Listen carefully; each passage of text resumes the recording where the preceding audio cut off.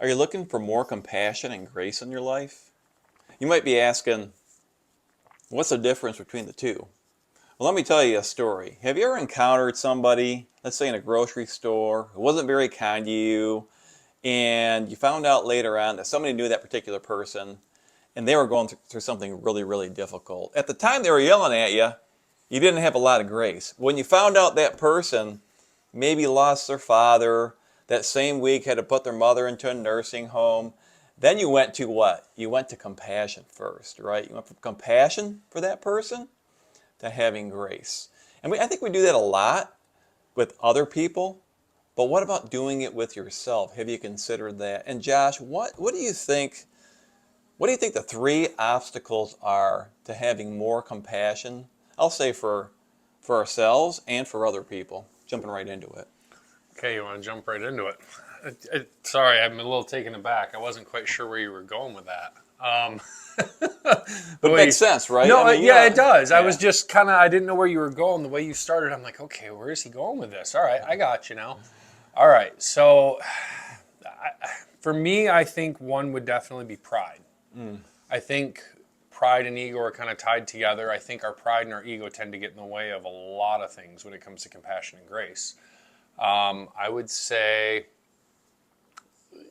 we tend to put ourselves up on a pedestal, and we don't realize that everybody else has things in their life too. Just because you got some stuff going on doesn't mean that that person doesn't. And that can be kind of hard to see. You let your pride and ego get in the way of Especially if that. you're getting peppered in the Yeah. moment, right? Somebody's peppering you in the moment. You're not thinking what's going on in their life. You're thinking, man, this person's attacking me. Yeah, exactly. Right? You're Yeah. going, they're coming at me. So what? Why am I going to extend that? But you know the pride thing too. I mean, you think about that too. So let's flip it a bit. We're talking about somebody attacking us, right? What about attacking yourself? Are you giving yourself enough room, getting your own pride out of the way, to give yourself a little compassion? Because sometimes we're not allowing that. Like our own pride is welling up, and we're trying to heal ourselves, quote unquote, but we're not giving ourselves the opportunity to do so because our pride's popping up. Yeah. Again, it's not even just our pride, our ego too. Sometimes we need to have, Probably and better that's said. I say they're tied together, but they do meet. They are two different things. Your ego, you tend to think that you don't need to lean on people. You think that I got this on my own, and sometimes you don't got it on your own. Right. And that's a reality. Yeah. You don't. So don't let your ego stop you from giving yourself a little bit more compassion, right? So what about the second thing that comes to mind when it comes to not having compassion for other people or yourself? I would say trust. Trust what? Trust kind of tied together with faith. Having trust and faith that things are happening for the right reasons. I mean, bad things happen to good people, right? It's a fact. Yeah. Yeah. And there's times in your life where God might put you through the ringer. You think it's God putting you through the ringer, but maybe you're actually doing things right, and that's Satan trying to pull you back. That's something I've kind of been battling with myself recently. With all the stuff that's been happening with my family and happening with myself and everything going on, it's like, all right, either I'm doing everything right now, and this is Satan knocking at my door trying to get me to bow to his will and bend to his way, or God's got a lesson for me somewhere in this. And something I started thinking about with all of this is maybe God's telling me I need to spend a little less time at work and a little more time with my family. Could be. Yeah, could be. That's something that's come to mind, Yeah. But that's something that gets in the way of extending grace and compassion too, and that's a big one for what I've got going on right now. So I can relate to that one right now. So the trust piece is, really critical too, to really having, more compassion for other people. I mean, trust in the moment that, you need to take a step back and realize that, okay, maybe that person is going through something.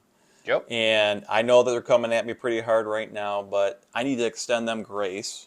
Again, you start with compassion, that moves into grace. And again, the Bible doesn't say, my compassion is sufficient for you. It says my grace is sufficient for you. So I do think that compassion is a precursor to the grace, in my opinion. That comes before it, based on kind of the first story that I told. But you have to trust that, and trust too that, I mean, getting back to Josh's comment about your ego getting in the way. Just beware and be self-aware of the fact that you might need to just trust the fact that you might need to give yourself a little more compassion. Give Maybe yourself you're a break. Cut yourself a break for what's going on. trust in that. Maybe that's why and we talked about this in a video here going back a few months ago, but sometimes if you're not giving yourself that compassion, again, you're attacking yourself, right? You're attacking yourself. So again, you're being attacked by yourself, and you're the attacker, by not giving yourself that compassion and allowing God to come in and give what? A little bit of grace and help you with the faith. That's right, exactly. And again, Josh's favorite verse in the Bible, his life verse is, "My grace is sufficient for you because my power is made perfect in weakness. Therefore, I will boast all the more gladly in my weaknesses, so the power of Christ may rest on me." I love that last part of it. We don't It's realize my favorite that, part. right? It's my favorite part of the whole verse. So why aren't we more accepting of our Because weaknesses? I just accept the fact that I'm weak. I can only be so strong. There's only so many things I can control. And I've said this before, control is an illusion. You don't have control. You can just handle yourself and your emotions. You don't have control of anything else. You don't. You think you do. And that's where I think we lose some of our faith as we try to take control. That's right. And you said we have control of our emotions, which really starts with, I'm going to go through the loop again, beliefs, thoughts, emotions, actions, outcomes, right? So you got to start with what you believe first, Yep. right? So what do you believe out there? What are you struggling with right now when it comes to compassion for yourself or for other people, right? Be real about it. Why don't you have more compassion for yourself? Maybe do a little bit, do a deep dive on it, right? Here's the thing. We're coming into a great season. We're coming into Thanksgiving. We're coming into Christmas. I've got a lot to be thankful for. I mean, yeah, I've got some things going on in my life, but I've got a lot to be thankful for. I'm still here. I'm still upright. I'm still breathing. I'm still able to talk to you guys. I'm still able to see you. I mean, that's a lot to me. I'm grateful for that. Amen. It's a great starting point. It's find the little things. The stuff we take for granted, right? Yeah, exactly. It's take a deep breath and look at the little things. If you're struggling right now, step back and look at the small things. Stop looking at the grand scheme. I love that. Stop trying to see down the road and where you want to be and where you think you should be, and look at where you are and look what you came from. That's what you should be doing. Yeah, okay, you're down in the dumps right now. Things are rough. Yeah, well, guess what? It happens to all of us. We're all there. We've all been there. My life hasn't been rainbows and sunshines and lollipops. Is yours? No, I don't think anybody's has. And if people portray that, it ain't true. Everybody's got problems. It's just the magnitude of it. It's kind of like, people think because I own a business, I have all this money, and it's always funny to me because it's like I don't. The only difference between the way I live and the way you live is there's a couple decimal points. We still struggle the same thing. It's just a few more zeros that I struggle to make that you don't, Yeah. And people think that because you own a business, that's what it is. No, I just play with larger numbers. That's all. Right. Yeah. I mean, as someone who does that kind of stuff, you get what I mean by Oh yeah. that. It's yeah. like being a finance guy. Yeah. And I've seen people who have all the money in the world, and I tell you what, they are not happy. I know. Not and that's everybody, what I mean. but there are many people that have all the money in the world. You know what? It comes back to this, kind of what they're thinking and what they're believing about themselves. Probably most importantly. And it comes back to really that self-love or lack thereof. And I think that self-love really comes from knowing how much God loves you too. If you really focus on and know how much God loves you, that self-love comes out. That self-love is a narcissistic love. Matter of fact, people who are narcissistic, they don't love themselves because they want that affirmation from everybody else, right? And they want to be seen, and they're never really happy, but they don't really love themselves, right? They're narcissistic. So again, we talked about two things. We talked about ego, get in the way of compassion. Trust, get in the way of compassion. Do you have a third for the viewers? Anger / resentment. Because I feel that those two are kind of tied together as well. I know I keep finding two, and I don't mean to, but it's kind of like in my head, there's always kind of another side to it that you can kind of pull in.